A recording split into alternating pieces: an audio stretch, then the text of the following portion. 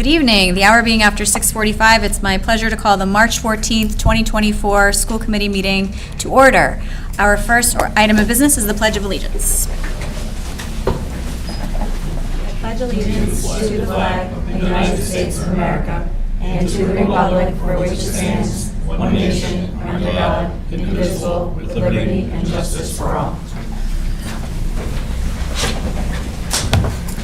We're delighted to have a lot of recognitions this evening, but they are going to happen in the context of larger presentations about the art and music departments a little bit later, so hold tight.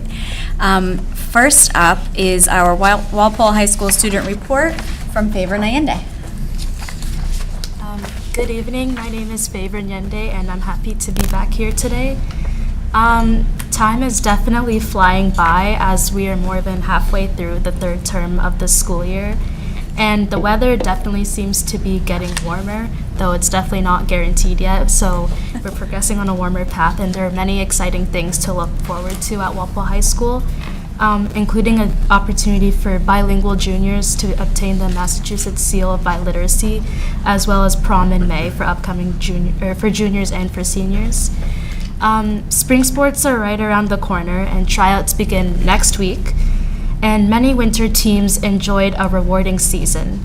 In particular, the girls' varsity basketball team secured the Bay State champion title, and the track and field team was able to send players to nationals.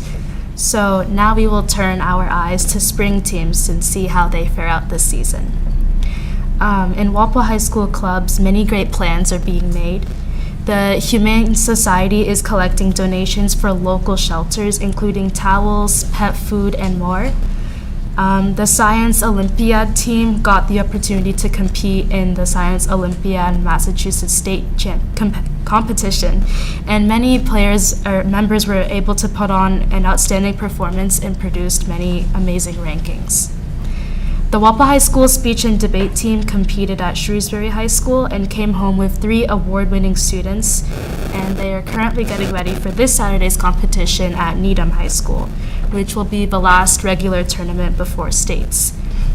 And the UNICEF Club is making final preparations for the second annual Egg My Yard fundraiser, where families can enjoy the fun of an Easter egg hunt without the troubles of putting it all together. And overall, the year is getting more and more productive and definitely more busy. But so far, the year has been great, and better things are still to come. That's all for my student report, and thank you for having me here. Thanks very much, Favor. Any questions or comments from the committee? Well, I think you used the word busy quite a number of times, and we know you are a busy person, so you're welcome to stay or depart as you need to. Thank you. Yeah. Next, we have some out-of-state field trip requests, beginning with the cross-country team. Yes, so I believe we have Mr. Tim Giblin here, who's requesting an out-of-state field trip for the Walpole High School boys cross-country team to participate in 2 invitational meets in September. So he's here to answer any questions that you may have, and I do recommend to vote to approve these trips. All right, well, we're just looking to go to 2 out-of-state meets, one in New Hampshire, one in Rhode Island this fall. Pretty much it. Motion to approve. Second. Motion by Mr. Breen, second by Mr. Buckley. Any further discussion? Those in favor? Opposed? Abstained? 6-0-0. Mr. Giblin, you might have the record for the fewest number of words needed to seek your approval. I just have to run as fast as we're voting. Good man. All right, Brian Gaffey, can you top that? No, I'm so intimidated now. Normally I ramble on and on, but maybe that's the way to go. Dr. Goff, do you want to introduce this next Sure, request? I heard the Walpole Robotics is on a roll again this year, so Mr. Gaffey's here requesting an out-of-state field trip for the robotics team to go to the States, I believe, in Houston, Texas, and I'll let him explain a little bit more. Yeah. about the trip. Absolutely. Yeah. Hi, my name is Brian Gaffey. I'm the robotics team coordinator for Walpole High School. So coming to you guys a little later than in the season than normal. They moved the Southeastern New England tournament into Massachusetts, so only one out-of-state tournament for us this year. But The team is hoping to be able to go to Houston, Texas for the World Championships at the end of April. So far, we've done really well so far this season. We just this past weekend came in second place up at Bridgewater State University for the Southeastern New England Regional, and then we've got the North Shore event this weekend up at Reading High School. So the students are all really, really excited. They've all put in hundreds of hours working to build some robots that can pick up foam discs and launch them kind of across the field. And it's been a fantastic season. We ended up kind of opting to save some money and strengthen up the team and program last year by skipping the tournament. So I know a lot of them are looking forward to being able to go this year. Questions or comments for Mr. Gaffey? Motion to approve, pardon me. Second. Motion by Mr. Breen, second by Mr. Buckley. All those in favor?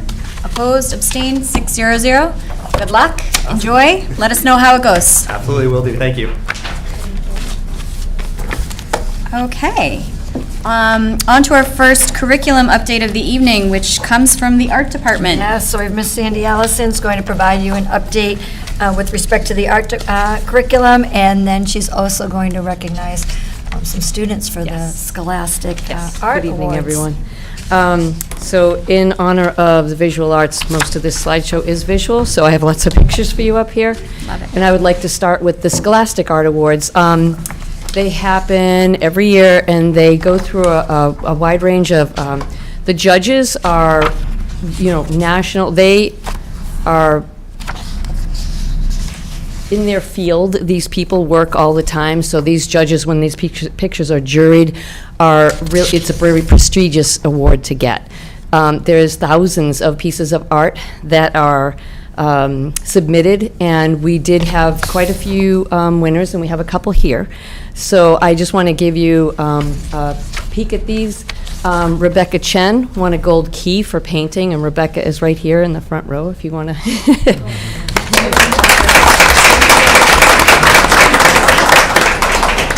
You want to say anything about your piece, Rebecca? All I'm gonna say, I'm not really as proud of it, but I am pretty surprised. While I was on my shift during work, I saw myself getting a gold key of the charts. I was banging the tables like for 2 minutes straight. Well deserved. Yes, it's a beautiful painting. Gorgeous. Again, thank you. Sakina Abbasi had received a gold key in this sculpture. So you see in the sculpture ones, they'll give you more than one view. So this is the same sculpture but in different views. And she also won a silver key for this sculpture. It's taken with pictures and mirrors. It's beautiful, really a beautiful piece. And Andrea Hung is also here. Andrea won the silver key for this sculpture.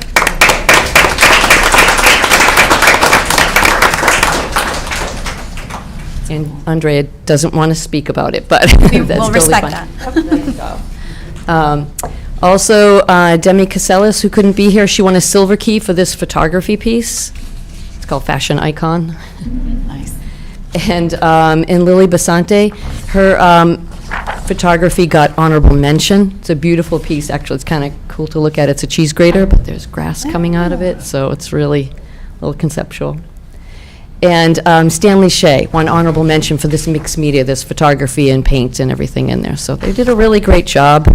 And the gold keys do go on to another jury of professionals who will also judge them. And hopefully, maybe we get something there as well. So that was with Scholastics. This year at the Walpole High School, we've started a chapter of the National Art Honor Society. And Mr. Bergeron and Mr. Conlon have put that together. We're trying to support high standards of art.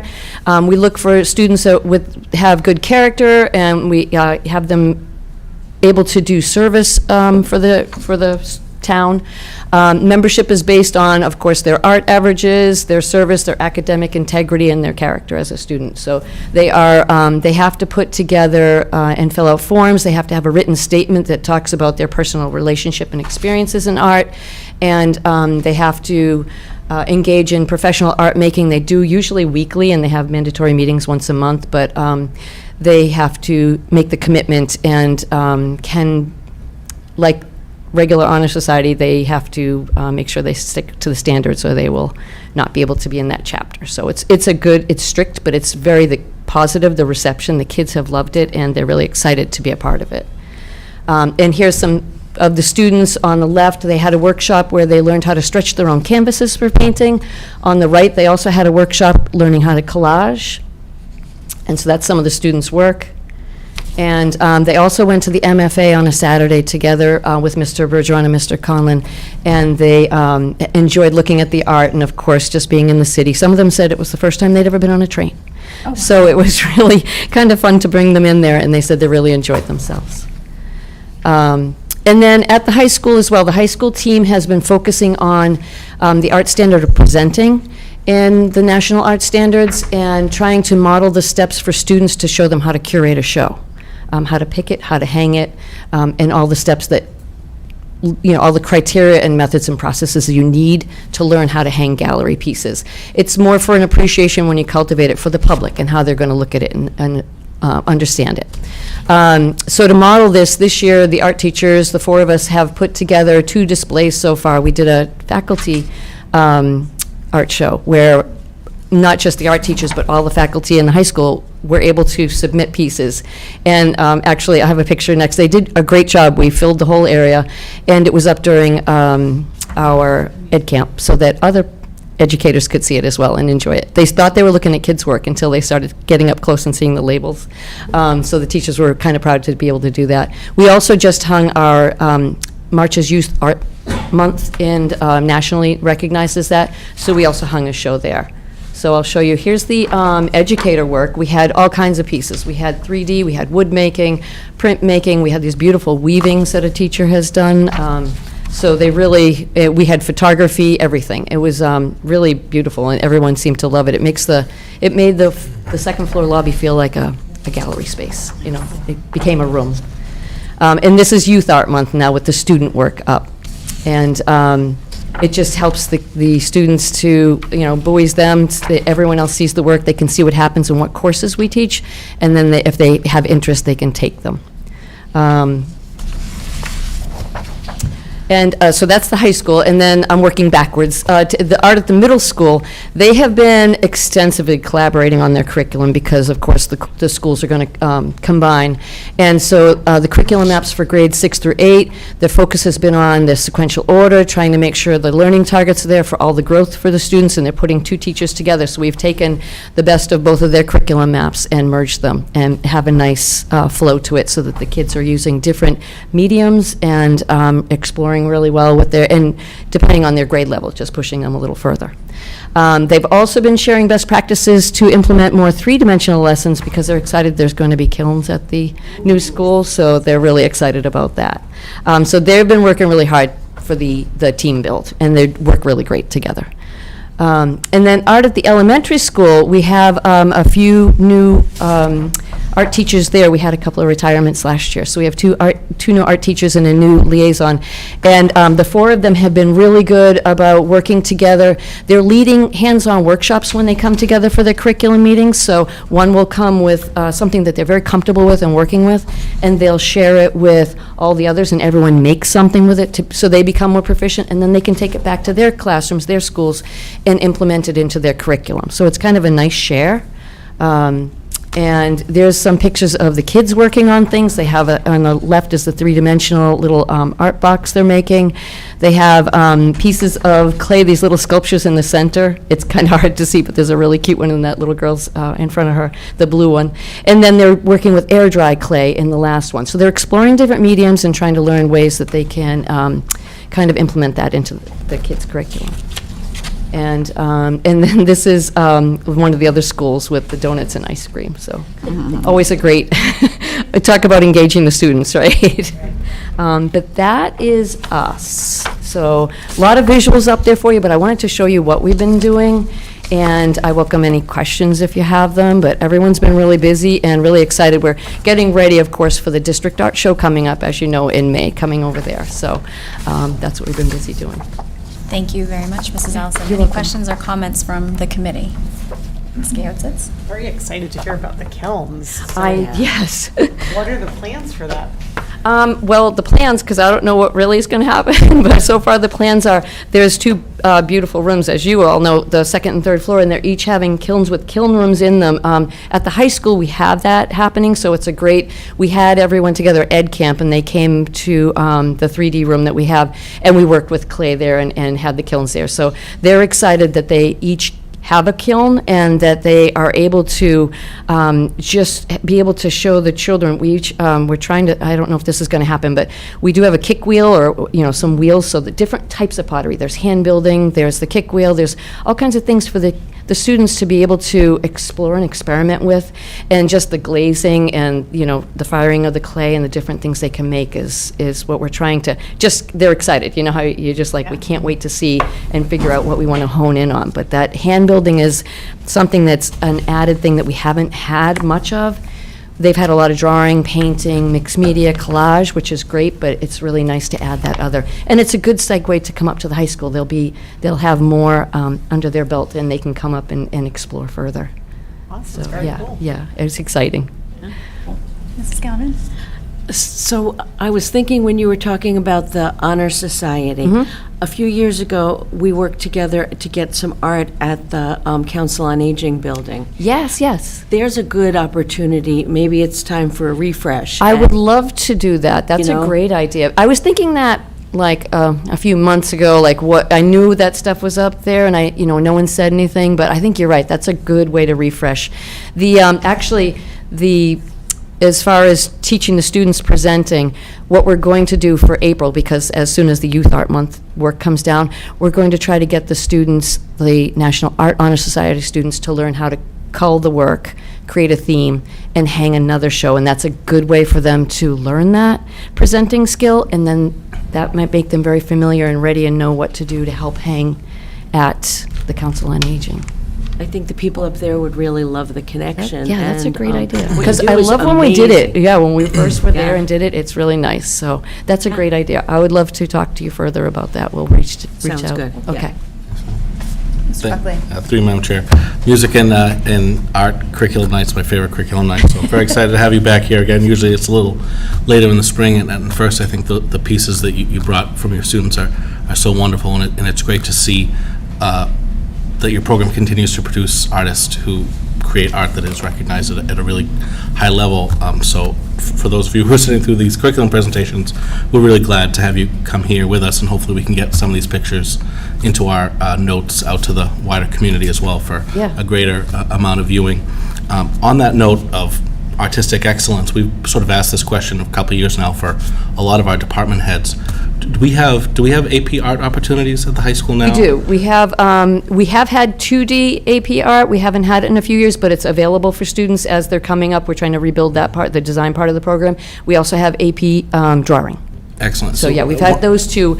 We had sculpture for a while, but then it was, for the curriculum we had there, it wasn't working, but we do have it in the back of the book, so to speak, that appendix that we work with, so we can pull it out if it's something that becomes, especially with all this 3D work in the kilns lower, we might have more proficiency, and that would That's be a really great point, because I think one of the metrics we're, as you know, evaluated against as a district is the number of people who, a number of our students who are able to take advanced study.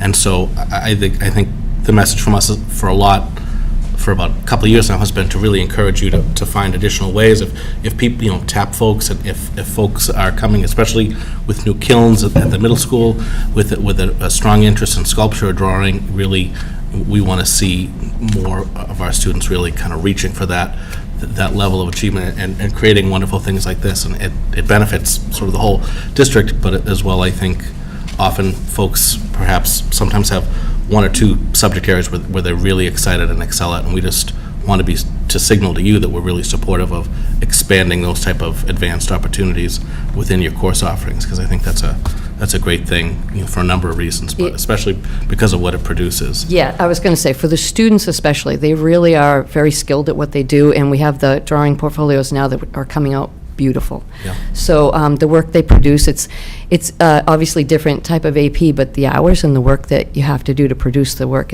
but they're amazing. I went in the other day after one of the critiques, and the art was up, and It's stunning. So they're good. They're really strong. And I wish there were more ways for more people to see it. We will have some of that up at the show as well in May. But really, it's Great. yeah, Thank you. it's a great place. But thank you. Miss Allison, will you remind us when is opening night for the District Art Show at the Yes, library? it's May 1st, Wednesday, May 1st at 6:30? No, 6? I'm looking at Bill because maybe he can. I knew you were looking at me. 6 to 8, but you That can see me. is one of my favorite nights in the community. Oh, I because it's just the pride on families' faces when their students show them their art, and the connections that I see happen when I see an adult who knows a child turn to them and say, "I had no idea that you were an artist," right? Yes, and yes. it's just a lovely, lovely, lovely event. So I'm glad we can all mark our calendars. It is at 6. 6, okay. And- 6 at to the 8. library. And I love that. I look forward to that as well, because now then I refresh my Yes. office. See, that's And how I love Bridget the ones that I refreshes have up hers, there yeah. now, but they'll be getting those And- with the frame in hand, and I then it'll allow appreciate me you to do s- that, to because select, it's a yeah. win-win for both of us. You know, you get to see more work, people come to see you, and they get to see the work, so that really works out well. That's great. And I that's a look good way forward to to do it. To those of you who are here to be recognized for art, I have to say, when I opened Miss Allison's PowerPoint and saw your pieces, I was stunned. It took me, I really took a second and looked at them thoroughly and was just in awe of your ability. So you should feel incredibly proud of what you achieved. And before we let you go, it would be great to have you and your students come up for a photo, if you don't mind, if you'd be willing to do that. Come on up.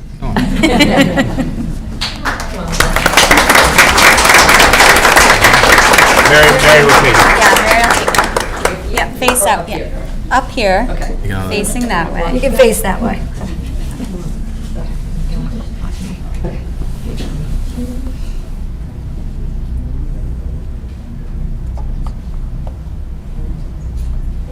Thank you very much. Congratulations again.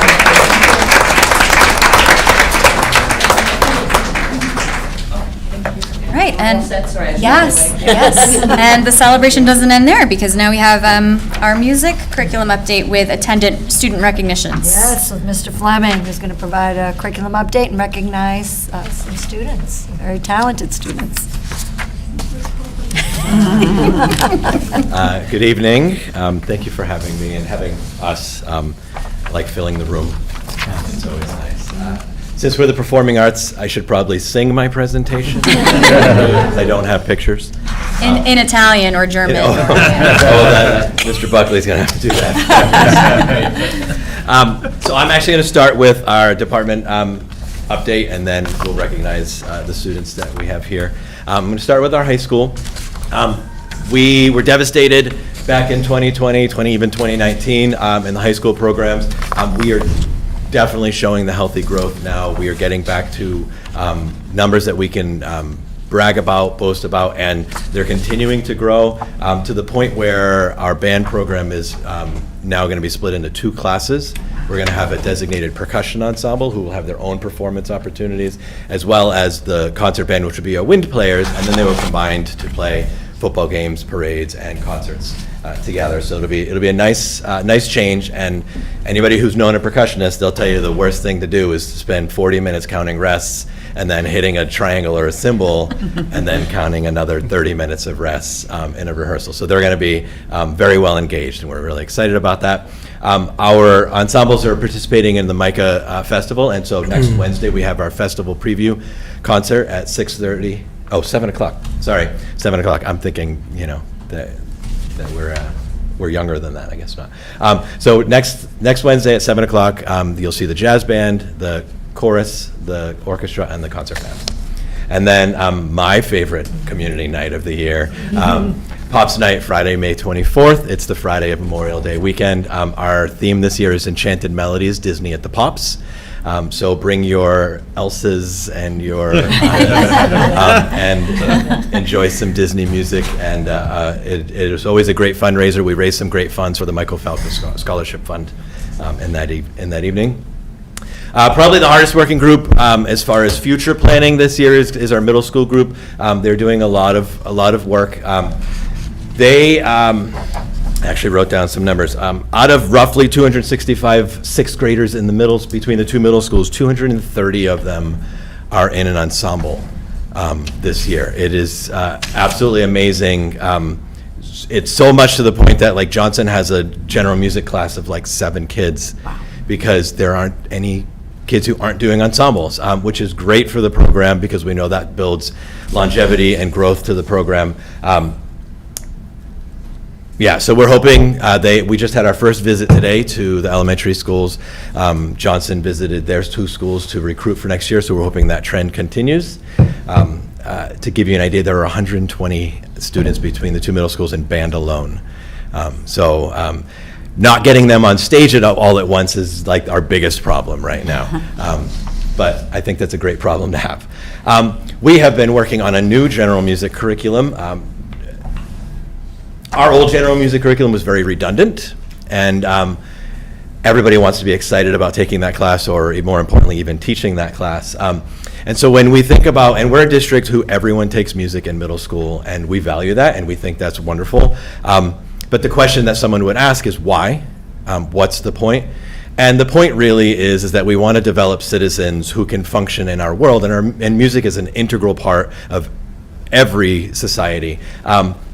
And so we think about the things that we want someone to be able to do when they leave us and they're out in the world. And one of those things is to be able to sing a simple song like Happy Birthday, or sing along at a concert, or things like that.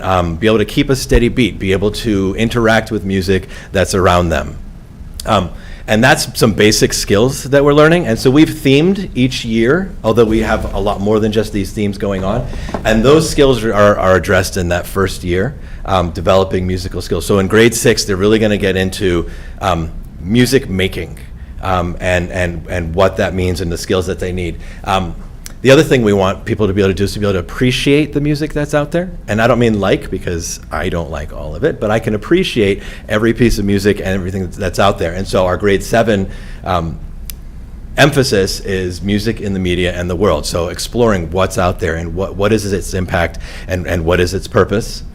And then finally, and this is, I think, true in most content areas now, we want students to be able to understand their connection to it. How is it impacting them? How does it change them? How does it make them different as an individual? And what is their relationship? And so our grade 8 is really about music as an individual expression. So a lot of creating and a lot of figuring out what it is that they like to do and that excites them. We're in the earlier stages of this. We've done about 40% of this work, but we've got plenty of work ahead of us, but it's a great start, and it's something that we're really excited about because it's something we really think we can get behind. Moving on to our elementary music. Our elementary group has spent time this year making sure that their 5th grade curriculum is aligned, because some of our students have had the pleasure of annoying their parents with the ukulele at home, and some of our students have not. So now every parent of a 5th grader in the school district will think their child is the new Izzy from Hawaii playing Over the Rainbow, or something like that. But it's part of our goal that we want students making music more and less about just thinking about music. Because I know the more times I say something, the more it'll just feel like it's normal. I've mentioned this in a couple of my presentations, but our goal is to bring our instrumental music and our performing ensembles back into the elementary schools. And I know that this is the worst time in probably the last 15 years to be ever asking for anything, so we're not. But when we start to get in a better position, we will be coming asking about an instrumental specialist position, someone who can be giving lessons on the basics in our 5th, maybe even our 4th graders at the elementary school. So that's a huge priority for us, because as you can see, we have so many kids in that middle school program that we're talking about classes of 25 or 30 kids, and it's really hard to teach the basics in those classes. And so if we can get those basics in some elementary things, they can hit middle school running and be so much better off for it. All right, and now to my recognition. So our students participate, our district participates in 2 regional organizations. One is SEMMEA, which is our Southeastern Massachusetts Music Educators Association. That is sort of a subgroup of our state MMEA group. And then we participate in something called SEMSBA, Southeastern Massachusetts School Bandmasters Association, which is a very outdated title because it also involves orchestra and chorus, but for some reason we still call them bandmasters. And these two groups, this SCMMAA pulls from about 35 districts, and our pulls from about 95 districts, and our SEMSBA pulls from about 37 or 38 districts. And so our students participate in auditions where they audition to participate, have the opportunity to do an ensemble with students from all of the schools around our region. So our SEMSBA students will go and compete against students from 36 other schools, and they take the top 8 flutes, the top 9 clarinets, the top 20 violins, and et cetera, and they make ensembles, and then the students get the opportunity to participate in a day and a half of rehearsal, usually with someone who was picked by the organization because of their vast experience in conducting an ensemble.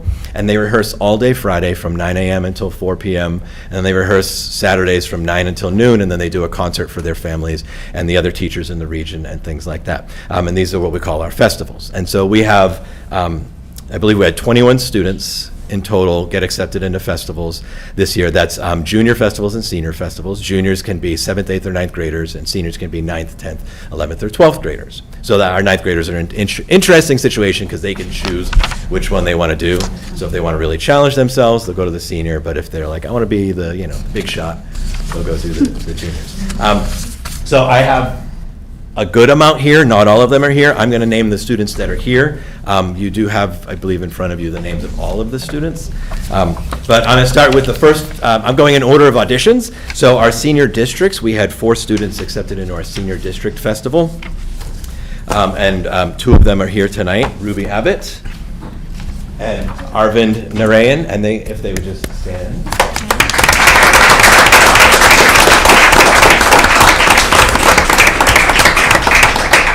Their festival took place in the first weekend of January at Canton High School, so they've already done their festival. Arvind, actually, he's my next slide. Arvind, in addition to that, scored so well that he got recommended to audition for our all-state ensembles, and he won or passed that audition.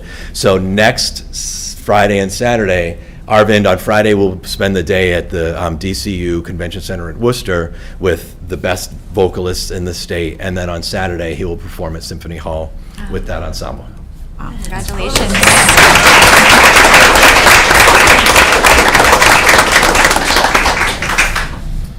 Our junior district acceptances this year, and the ones that I have here tonight, are Amara Batanzas from the high school.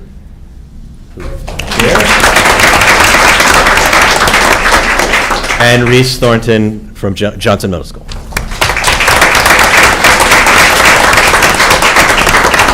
They just had their festival last weekend, so if you had any questions, they would definitely be ones to ask because it's very fresh in their minds. Moving on to our senior SEMSBA, we had actually a great showing for our senior SEMSBA, particularly our orchestra students. Our orchestra really, they pulled it through. It was pretty awesome. So the ones that are here tonight, we have JJ Butters, who's a junior on the violin.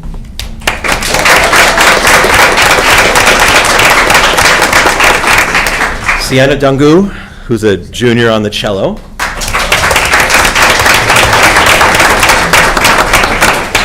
Lily Donnelly, who has been here a couple of times now, being recognized for senior bass player. Deezer Girotra, who's a senior violinist. Amaya Gora, also a senior violinist. Kenny Jones, who's a senior tuba player.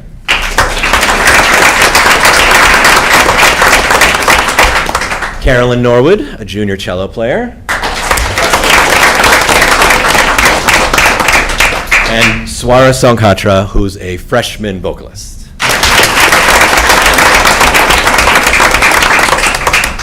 They are leaving at 7:15 tomorrow morning to Silver Lake Regional High School to do their festival. Fantastic. So we will hopefully have a blast. Mr. Fleming, before I open it up to the committee for, One more. oh, I'm sorry. Sorry, no, it's Yeah, okay.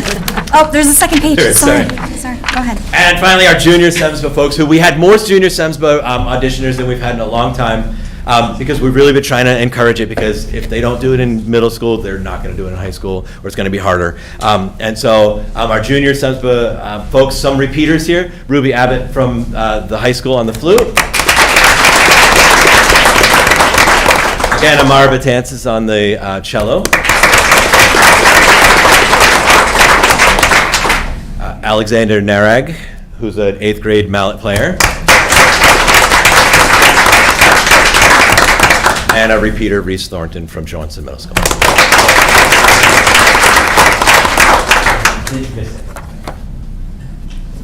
And we, oh, who's that? Is it Liam?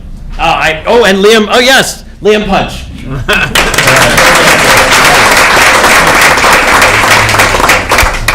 And we actually have a couple of our teachers here tonight here to support their students, and their work is really influential in them having this opportunity, so they should also be thanked and congratulated. May stand.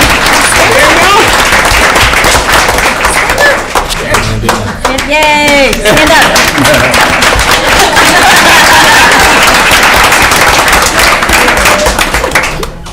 And we will come back to your presentation and ask questions, but first, any students or staff members, if you want to pop down to the mic and share anything about your experience in the music program or at the festivals, you're more than welcome to. The more the merrier. Strength in numbers. Bring a friend, or just sit there awkwardly. Yay! Hi. Hi. Yeah, so for SEMSBA, I think it was really fun to work with my classmates to prepare our audition. And we were a little short on time at the end, so thank you, Mr. Bedrosian, for letting us use up all your class time at the end. And thank you, Mr. Fleming, for writing me a lot of passes for my study block. And also, Miss Abbott, on the last day, we were cramming in the school till like 5 p.m. She really helped us with our auditions, so thank you for that. SEMSBA was really fun. We're looking forward to it. Thank you. Congrats again. Anybody else? Go ahead. So I really have a passion for music, and I'm really glad that I had the opportunity to audition for these festivals. These experiences build friendships, they build really good skills, they really are really good learning experiences, and I'm really glad that students in our area have the opportunity to do these festivals. So thank you to everybody. Yeah. Thank you.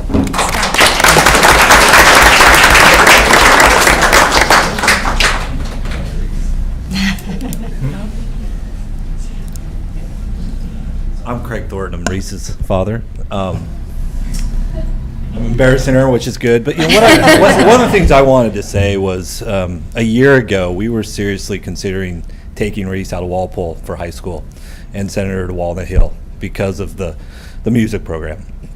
And you know, this fall she was in an 8th grader in the Annie production, and this experience, Mr. Fleming's leadership and the other teachers have changed her mind on this, where she will stay in Walpole for high school.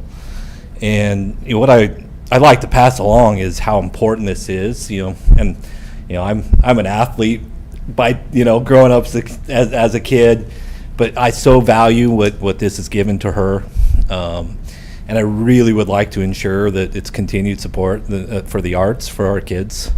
Because it's truly one thing that it will keep her here, and I do believe other kids as well.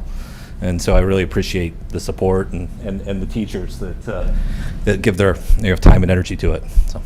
It's very nice to hear. Thank you, Mr. Johnson.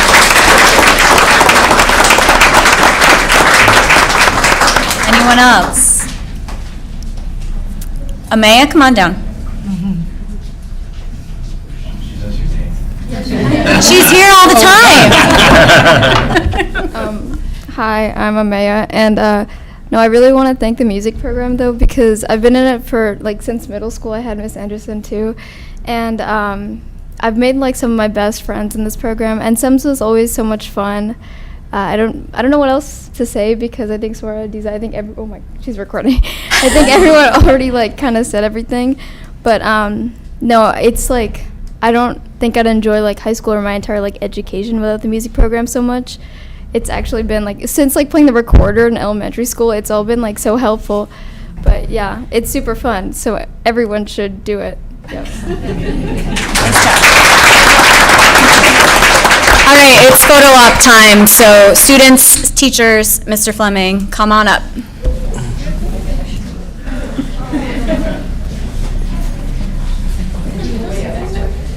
You know how tall you are and where you go. Just make it happen. Face that way. Face the crowd. Yeah. It's your TV moment, too. Exactly.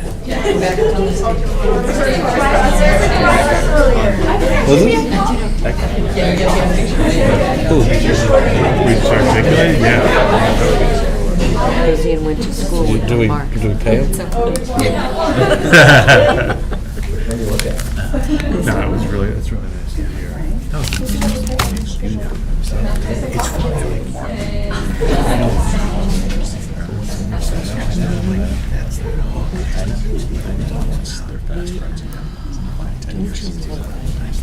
That's cool.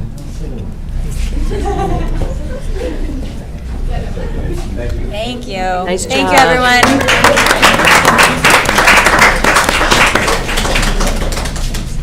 For the record, I want to say that Pops Night is right up there with Art Show Night in my book, so I didn't want to let that go. Even though you have to work half the time? Oh, it's the best part. Selling snacks. It's fun. It's the best part. Okay, that was lovely. Students and families, you are welcome to remain in the room, and if you need to move on with your life, we understand. We look forward to seeing you on the stage very soon. And while they're exiting, I will invite any committee members who have comments or questions for Mr. Fleming to have at it. Mrs. Cyrek. I just want to say this, as I'm going to echo what Mr. Buckley said, this is my favorite curriculum night. As the daughter of an art teacher and a music nerd, this is what I live for. I'm glad to see so many kids participate in the judging for art and the festivals. I did all the festivals when I was in high school, so it's great to see this program growing. And as a mom of a percussionist who kind of was a COVID casualty, I am thrilled to see that the program is growing so much that you're going to have to split it. That really makes me super happy that that we're able to grow these programs. So thank you for your work in doing that, and you guys too. I appreciate it. Our pleasure. Other questions or comments? Ms. Gayowitz? Yeah, I said the same thing last year, and I know you talked about not asking for a position this year.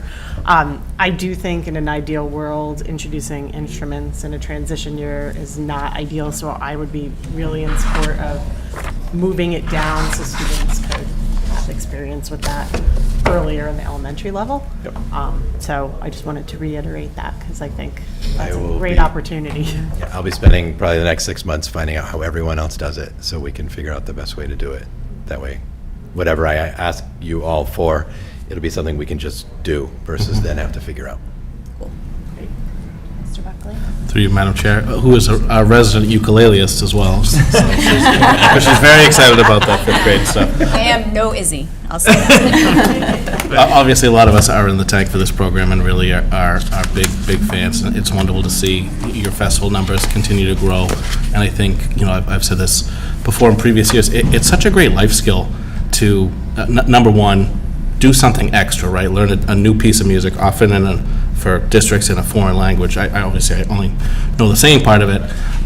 Compete against people from all over your region, gaining that confidence, which is something that they're going to carry with them well outside of the confines of Walpole High School, which is phenomenal. And I'm glad that you continue to remind us about the desire that is mine about reinstating this program in the long term to what it once was, which was probably, I would think, strings in the 4th grade, band in the 5th, or perhaps even a little further. I know Bridget and I both started with strings, and that did us well in life, so we're very supportive of that. I'll ask you the question I've asked all of your colleagues. So in music, it would do we have AP it's not composition, it's probably theory? AP Music Theory is the AP. And so are you able to offer that now? And we have not. We actually, this year, for the first time in 6 years, even had enough students signed up to do a regular music theory course. Okay. Generally, your music theory students are coming from your ensembles. Right. And so it's no surprise that we had years that we didn't have students to be taking those courses. As our ensembles grow, I think the opportunity will start to be there to have students take those courses, because it's not your kid who comes in and takes a guitar class for a semester who then jumps into music theory.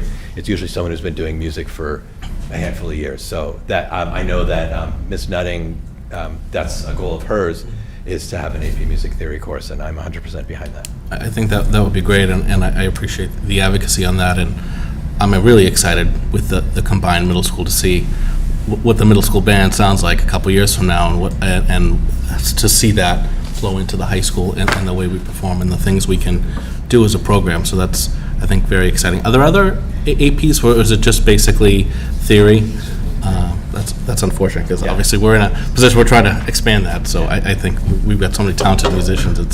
It's too bad you can't do a higher level sort of singing or band as well. But very excited to see for Pops Night as well, obviously. But just to see, I keep very close track of this, and I'm glad that we're on page 2 now of festival participations, and I'm glad that you're also encouraging folks to take this opportunity as well. So I know these are the folks that were successful, but I know you're bringing larger and larger groups of students and exposing them to that unique experience, and to be able to build that confidence in what they've done is awesome. So keep up the great work. This is good.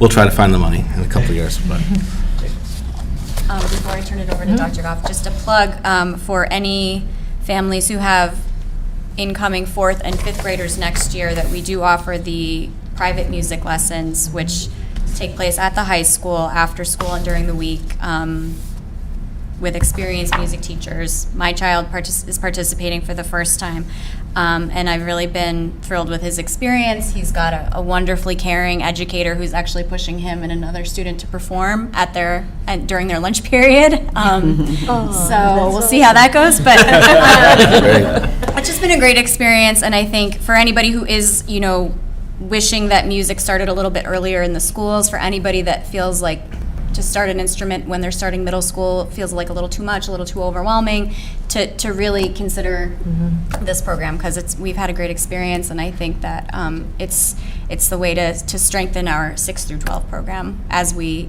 wait for the day when we can hire our instrumental specialist at the elementary school level. Dr. Goff. Yeah, I was just going to say, I agree with Jen about, trying to get it earlier when we're able to do so. And, I remember it was 3rd grade, for me for strings. And I saw one violist up there, Mr. Fleming, but maybe get a couple more.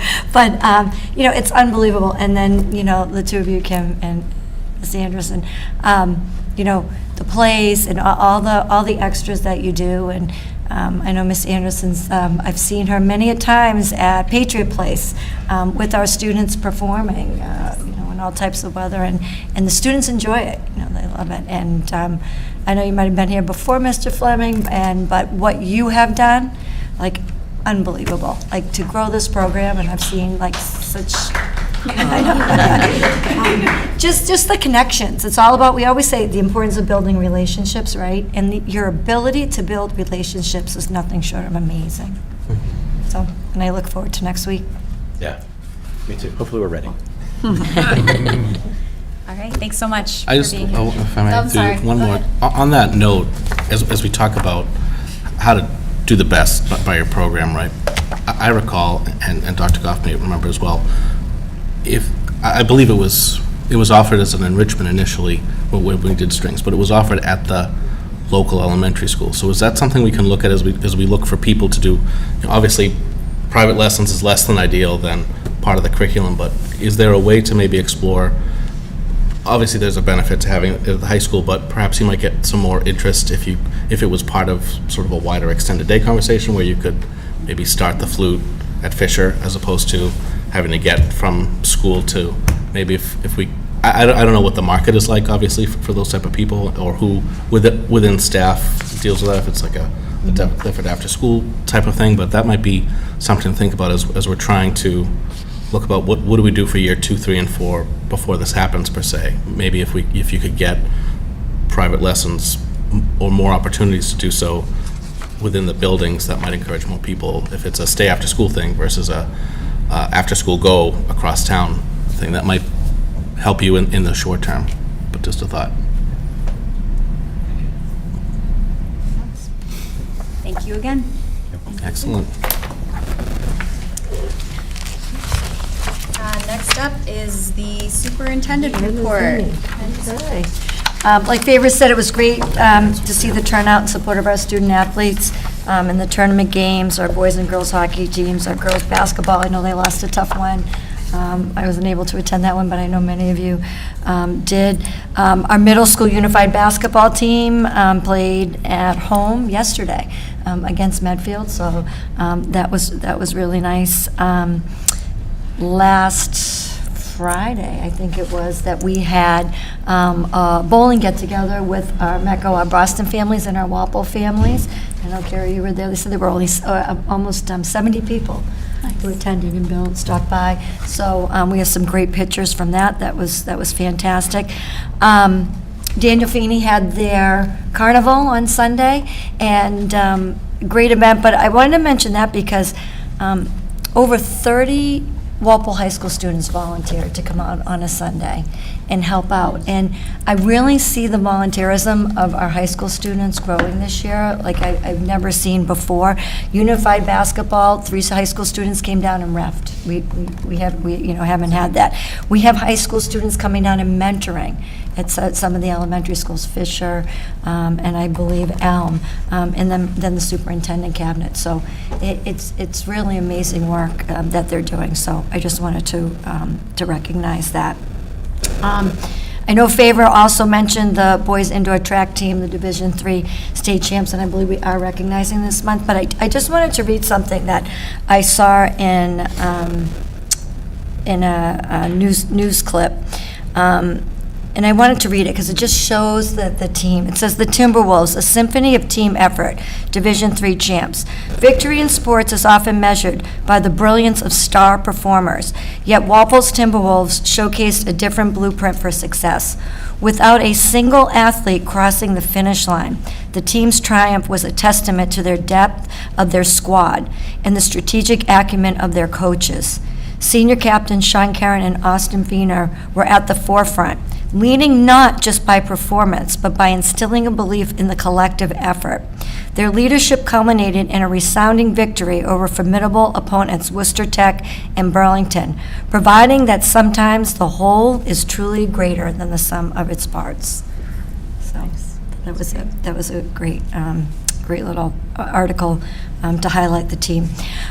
This Saturday, we have the MPDE Job Fair. That's the Massachusetts Partnership for Diversity and Equity in Northeastern from 10 to 2. Jen Buller from our Elm Street principal, Atisha Winslow, our MECO director, and Bill will be at that event. We've got a lot of upcoming events in the next couple of weeks. We have the athletic booster meeting with the coaches. That's Monday, this coming Monday, 7 p.m. in the Walpole High School media. We have our Walpole School Building Committee meeting Tuesday night at 6:30 for some of you, and then it's drama and music galore. So we have, as Mr. Fleming said, we've got the high school spring concert on Wednesday night. The Johnson Middle School play is next Thursday and Friday night. That's The Ransom of Miss Alverna Dower. The Bird Middle School spring musical is having day performances, but their evening performance is also on Friday evening, and that's Wonka.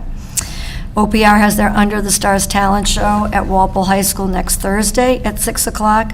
We have dance company performances rounding it out on April 5th and April 6th, along with our MICA festivals for band and chorus. Saturday, March 23rd, we have the Middle School Tenacity Challenge, and that's at Bedford High School from 8 to 12. Monday night on the 25th of March, just a reminder, there's a Finance Committee meeting, I believe at 7 o'clock, that they will be voting on the school budget. And Term 3 ends April 3rd for middle and high school. A couple of other announcements, just a reminder, the STEM Academy, the deadline to apply for that's our current 8th graders, is May 17th. I'll get something out about that tomorrow online. Our multilingual PAC meeting is on March 29th. So that's inviting families to discuss opportunities for success of their students who are in the ELE program.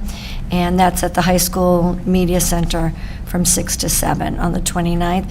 We are offering an April vacation camp for our extended day program, so information will go out for that tomorrow. That's running April 16th to April 18th, and that information officially comes out tomorrow. And as you may already know, but Walpole Public Schools has a strong partnership with Stonehill College to provide opportunities for our education support professionals, or ESPs, to pursue a master's degree in 1 or 2 years while employed at Walpole Public Schools. And in addition, Stonehill College offers, various graduate programs for our teachers and future educators. So there is an informational session on March 26th after school, 2:15 to 3:45 at Walpole High School Media Center if anybody else is interested. I know there was a presentation on that earlier in the year. And due to our partnership, the employees from Walpole Public Schools qualify for a partner rate. I also just want to remind school committee, our next one on April 11th will be at MECO HQ. We'll get some information out. We just need some RSVPs. We've got the 14-passenger van, and we have some dinner, so we'll give you some information about that. And we'll also have some students and parents presenting, and we will also have a Walpole High School rep who's interested in traveling with us to attend as well. Thank you very much. That's it. Any questions or comments for Dr. Gall? Very thorough. Thank you. That's probably only half of what's That's only half. Next week is a busy week. Next 2 weeks. Okay, on to old business, the Student Opportunity Act. Yes, if you remember last meeting, I mentioned the Student Opportunity Act was designed to provide a high-quality education regardless of a student's zip code. And it was really in two parts. It was the fiscal part, the Chapter 70, no matter if you didn't get any increase or the $30 per student bump, or a giant increase of other districts, you still have to be able to take a look at your Chapter 70 funds and look at your second part, which is the policy part, and the expectation that what are we doing to close gaps, and looking at some of our lowest performing students, and being able to we have to create a student opportunity plan to focus on how we're doing some of that. And what they asked us to choose are 3 focus areas. And so with that, I submit those 3 focus areas, and I mentioned last time, it's submitted into a GEMS, which is our grants, even though this is not a grant. And then we progress monitor for those 3 years. And if you remember, you voted to approve that 3 years ago. So now we're back three years later. So the 3 items that we're focusing on are things that we're already doing. We're focusing on closing those gaps, but it's really highlighting what those 3 focus points are. So the first one, and you're very familiar with this, the focus area is to look at what we're offering outside the traditional classroom experience, and that's our work-study program, right? And that work-study program, if you remember, began, and it's aimed at career readiness for learning growth opportunities and expectations. So really enables our students to continue the academics while participating in internships and extracurricular activities at Walpole High School. And it's expanded to both our junior and seniors, while identifying freshmen and sophomores could have the potential of taking that. Additionally, we aim to launch what's known as the CIP CIP, the Career of Innovation Pathways program, and that's targeted to connecting students for in-demand careers. We've applied for a grant, but, the grant only lasts so long, so you have to look, out as you're looking at this 3-year plan, looking at the onboarding process in grade 8 and starting with the information. And in your packet, you can see some of the examples of some career innovation pathways that we can possibly expand for our students. And what this does, we know that increases engagement through the work study and the CIP program, but then what we're looking to do is increase attendance rates and also to increase graduation rates. Through that. So that's the first focus piece. The second focus piece is something that we've been doing in the last plan and that we need to continue, is working with our multilingual learners, or what was known as our L students, to continue to monitor our goals and our targeted interventions. So in addition to those classes that they have, Walpole High currently offers content ELE classes for our foundational students, and continuing to offer that and looking to expanding. So for example, they have English language arts, algebra, social studies, math, literacy lab, and physics. So why do we do this? It's due to when newcomers and foundational learners that come. It's not only due to the high linguistic complexity of the English language proficiency that's necessary for success at the high school level, but there's also differences in the curriculum when students come from other countries right to the United States. So not only looking at that, but looking to continue to develop our curriculum, our L curriculum, K through 12, and it's things that we are doing, but as we're continuing to expand it.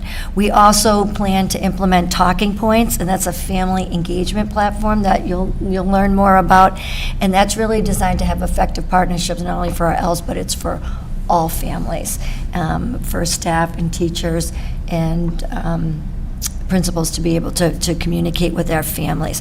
When we had the TFM, or the Tiered Focus Monitoring Audit, if you remember, we had a special education one, and Bill worked on one, and then we had the one for our Title III for Our ELE program. For our ELE program, thank you.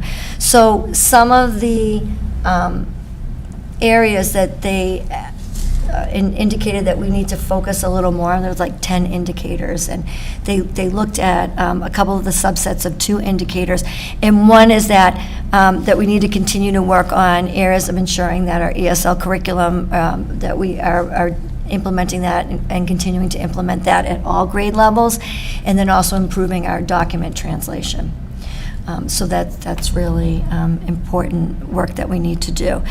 And then we have metrics that we're looking to monitor that. So that's like our student growth and our high school completion rates and our English language proficiency, and also chronic absenteeism. When you look at the data, that is a group that has a high rate of chronic absenteeism. And then the third focus area is to focus on, to continue to look at chronic absenteeism, because it's important that we improve our overall attendance rates, our prevention and intervention strategies, and our outreach to families, and analysis trends are essential. We all know the research that when you have lower absentee rate, that our students are going to perform better. So it's really having some consistency of how we build and maintain the strong relationships with families, coordinating and training with staff, looking at our protocols that we have, and also reviewing student progress in order to reduce absenteeism, to increase educational outcomes. Again, these are the things that we're doing, but we need to be able to document that, of those three focus areas. So with the school committee's approval, then I can go ahead by the April 1st deadline and then be able to finish that and upload all of that wonderful data into the system.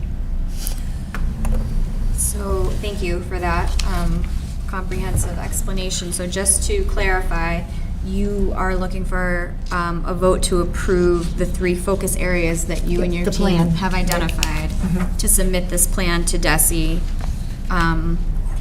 which requires you to outline the steps you're taking to Mhm. close gaps for these identified Correct, groups. And right. these are things we've been working on anyway, things we would be doing regardless, And but. every district needs to submit one regardless of the Chapter 70 amount or increase in Chapter 70 funds that you Right. receive. Right, okay. Questions or comments for Dr. Goff? Mrs. Galligan? Just to understand, did you say this is the second set of 3 years? That's what I thought you Yes, said. we did it last, 3 years ago. Okay. At some point, can we sort of get a look at where we are in Mhm. terms of metrics? Yes. At this, like if, with the goals that have been set? Sure, That'd be yeah, I great. can provide a copy Thank of you. that. No, that's. Anybody? So a vote is required? Mhm. It would be a motion to approve the student opportunity plan. Motion to approve. Motion by Mr. Breen, second by Ms. Gaotitz. All those in favor? Opposed? Abstained? 600. I just wanted to make one comment about our TFM. It didn't belong in this part, but I was talking about the tiered focus monitoring. Just as a side note, there were a lot of positives, and I just wanted to recognize two. The auditor stated, out of all the districts that he audited, Walpole was the only district that had complete records and that the records were accurate. So that is really a tribute to the team. And he also stated that we had the most accurate benchmarking procedures. So, yep, a testament to our team, and I have to shout out to Jill Kimball because she is fantastic. Disheartening on a global level, but nice to know that, that we're in good shape. We are. Next item under old business is a budget update. Is that Mr. Frisha? You want to talk about the one change? that Yeah, we- I think the most significant update was an update we received from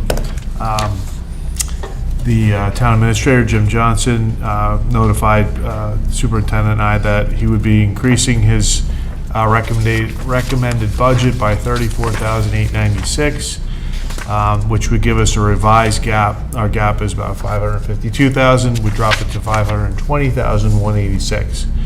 So we were appreciative of that update, and every bit that helps to close that gap is significant, and we continue to have daily conversations about how we would close the gap. I think we had on one other front, we have some hopeful news about extraordinary relief and reserve relief, two parts of circuit breaker relief that we are hoping, fingers crossed, we will be receiving a pretty substantial amount of money, but that will be determined by DESE. And we have never applied before, we've never had to. 25% above your budgeted amount or your prior year's special ed expenditure is what the criteria is, and we are above that significantly. So we're in the range, just a matter how much, so fingers crossed. Questions or comments? Mrs. Do we know yet what the health insurance numbers for the town are? Not yet. No. Because traditionally, we benefit with the savings that are pretty much always baked into the original numbers. Yep. We should look into that. Jim? We should also look into a promise for our share of the state aid that we've been advocating for. Check it with Jim. Mike, do you know when you'll get word on the circuit breaker relief? We will know by, I think it's mid-April, because you actually get the funding in May. So we will know, within a month, we should have a pretty good indication, I think. And that's for the funds for this fiscal That would be, year. well, yes, A little some bit, funds right. for this year. It's a split, I could get into it more, it's got some finer points to it, but long and short is, it's pretty significant relief. Mr. Buckley? Dear Madam Chair, how would that work? Would it go to the general fund? We'd have to, it's obviously beyond the Springtown meeting warrant, so it would. I don't know the mechanism to get it to us, but it can't be a long-winded or a long process because we only have a short amount of time to get it in our budget, and it's intended to help you finish your fiscal year. So I think it'll come direct to the school department. Okay. But it's a great question. We'll learn more as we move closer to the process. It's through the process. Mrs. Gallivan? You refer to it as circuit breaker, which does come directly to us. If it's similar to circuit breaker, that's a good thing. But we have to consider it one-time funding too. Yes, Is that that's correct? correct. Yes. And there's a portion of it that's actually a borrow ahead of your next year's money that you would get, but either way, it can't hurt us. It's just a matter of No, what we it's wanna- good news. Yeah. I'm just saying, we should have to pursue the health insurance and the state aid money, because that's recurring funds. Yes, I agree. Thanks, Mike. Okay, a middle school building project update. Do we want to do the general update and then have the discussion about the proposed calendar change? Mr. Breen, what do you have for us? It is on budget and on time still. Excellent, excellent. Dr. Hahn, anything to add, programmatically speaking or planning-wise? In terms of the transition? Yes. No, I do not have anything to add. Okay. All right. Then we can talk about that calendar. Sure. So, if you haven't figured out by now that there is a lot to do when you're moving, it is a lengthy process. We can all attest to that, and it has been ongoing. So, we're right in the process of, trying to facilitate move, purging, but when we're able to do so in June, there's a lot that goes into facilitating this move.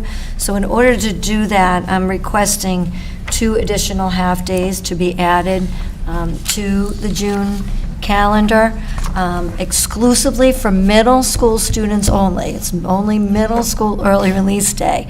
And those dates would be Friday, June 7th, and Tuesday, June 11th.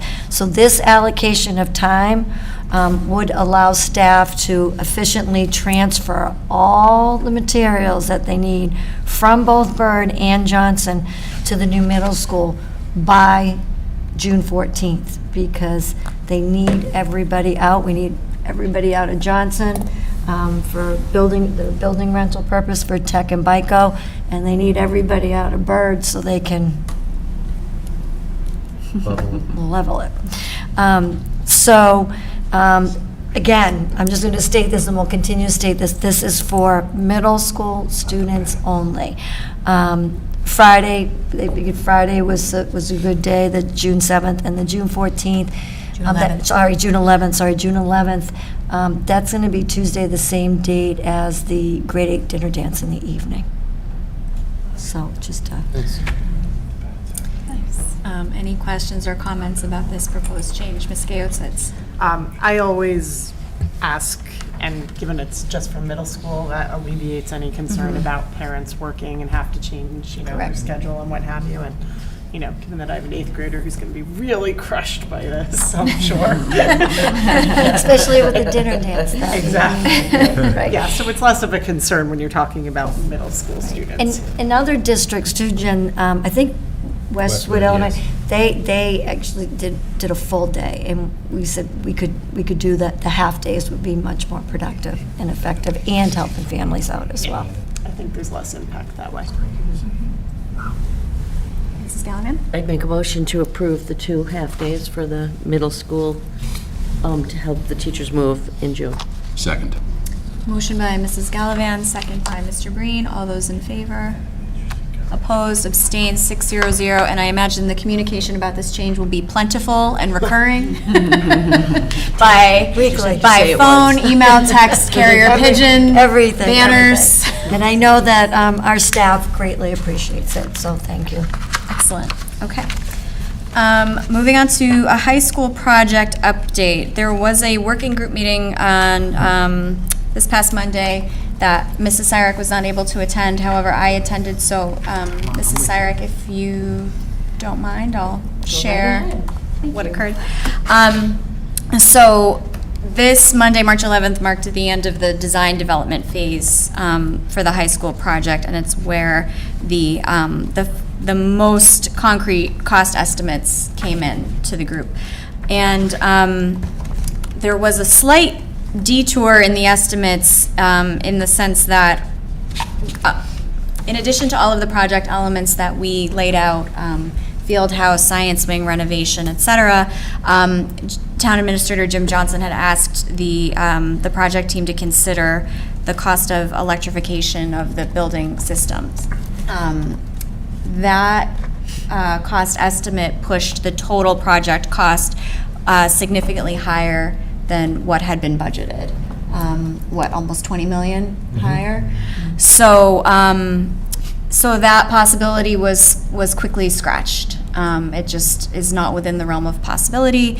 We think that there are more cost-effective ways to address some of the, the power, energy, climate control needs of the building. So if you take off the electrification, the number is much closer to what was budgeted and the available revenue as laid out by town administration.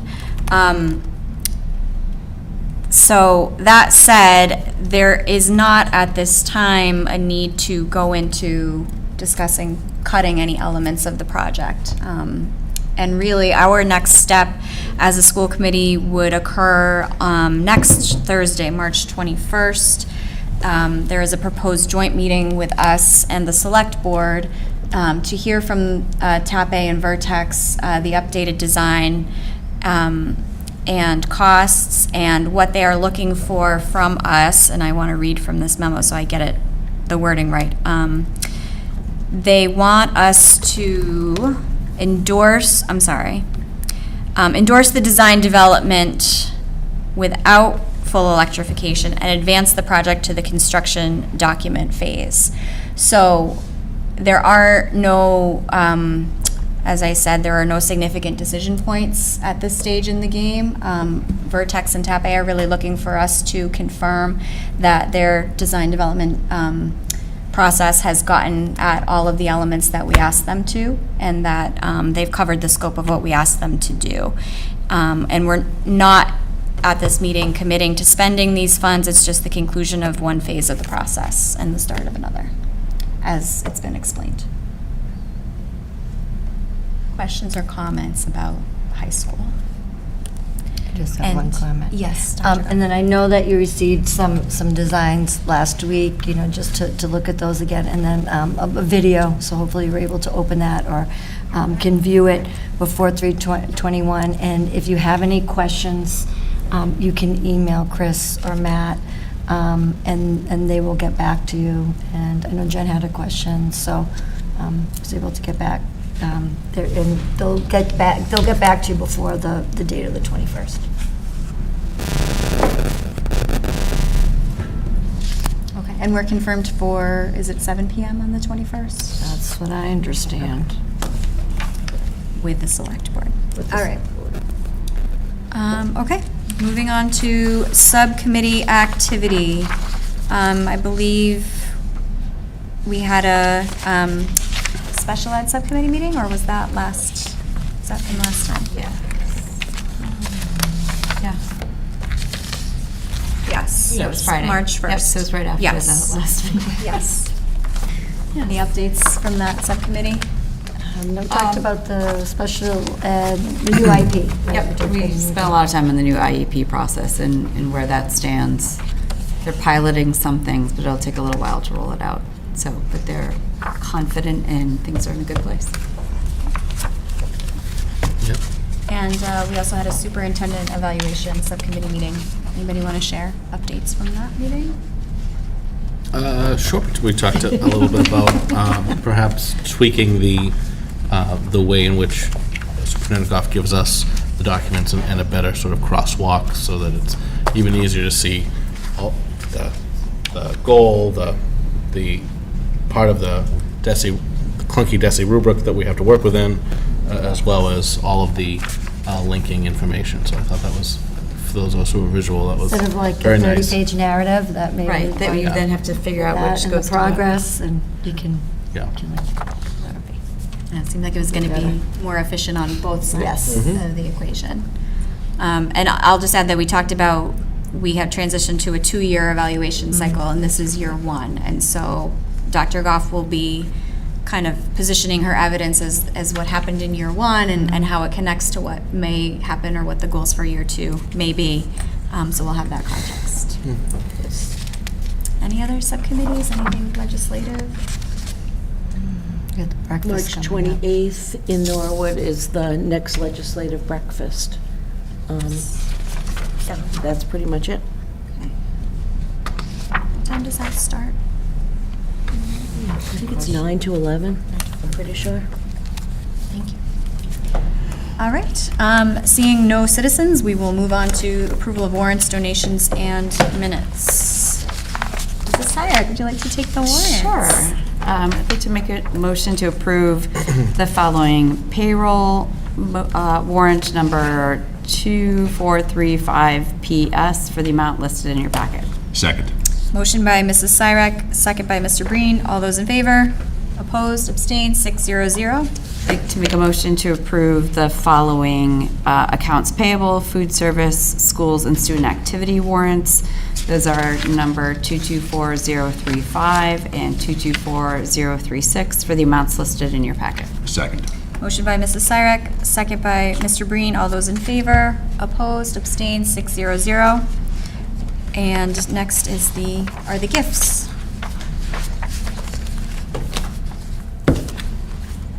Madam Chair, I make a motion to approve the gift to Johnson Middle School from Bay State Textiles in the amount of $56.40, and the gift to Old Post Road School from Old Post Road School PAC in the amount of $500. Second. Motion by Mr. Buckley, second by Mr. Breen. All those in favor? Opposed? Abstained? 600. Finally, the minutes.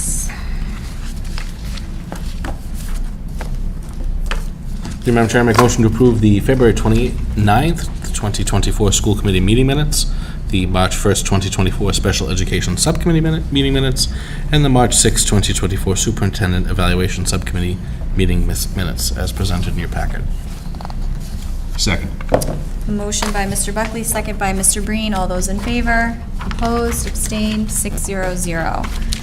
We do have a need for executive session this evening for the purpose of union and non-union negotiation strategies. Madam Chair, I make a motion to enter into executive session pursuant to Mass General Law, Chapter 30A, subsection 21A, for purpose 3 to discuss strategy with respect to collective bargaining or litigation if an open meeting may have detrimental effect on, in this case, the bargaining of the public body, and you, the chair, so declare.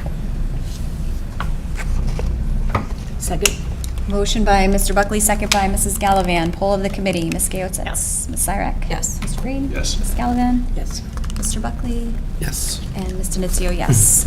600. Just declare that Yes. there's a need. Yep. We will be returning to open session for the purposes of adjournment only. And we thank you for your time. Have a pleasant evening.